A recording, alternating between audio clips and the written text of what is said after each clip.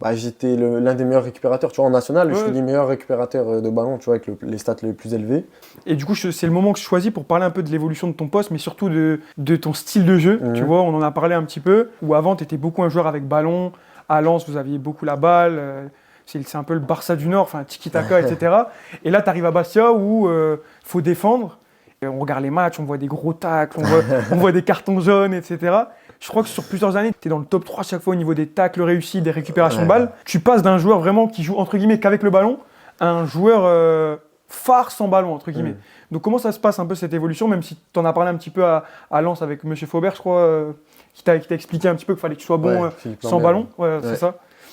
Comment ça se passe un petit peu Ouais, bah déjà, lui, il m'en avait touché 2 mots, qu'il fallait que j'améliore mon côté sans ballon, tu vois. L'année en nationale, j'arrive à Bastia. Et en fait, il y a un autre pro, un ancien de Lens, qui m'avait dit « et des qualités que les autres de ton équipe n'aient pas ». Tu vois le délire? Ouais. Et en vrai, cette phrase-là, elle paraît bête, mais en vrai, elle m'a fait réfléchir.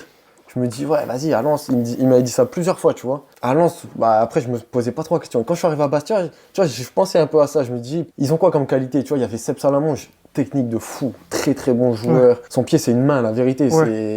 Il est trop fort, vraiment. Et tu vois, je me dis, putain, là, il n'y a aucun mec qui récupère les ballons, en vrai, dans le milieu ou quand j'arrive à Bastia, tu vois. Et du coup, de là, je sais pas, en vrai, ça s'est fait naturellement. J'ai eu un déclic. J'ai dit, il faut que je montre l'agressivité, il faut que je récupère les ballons, il faut que je m'améliore dans ce style-là. Limite, je me suis trop amélioré dans ce domaine-là. Et t'as limite oublié que t'étais avec la balle, t'étais un très Voilà, bon parce joueur.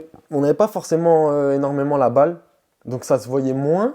Mais par contre, avec sans ballon, j'étais l'un des meilleurs récupérateurs. Tu vois, en national, je suis les meilleurs récupérateurs de ballon, tu vois, avec les stats les plus élevés.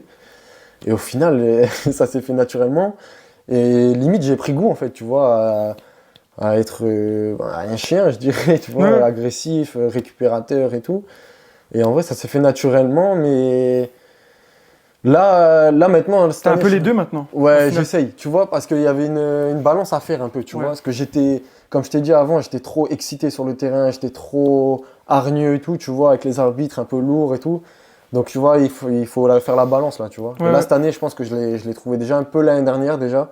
Mais là, cette année, quand on avait plus le ballon et tout, j'étais aussi un peu plus haut sur le terrain.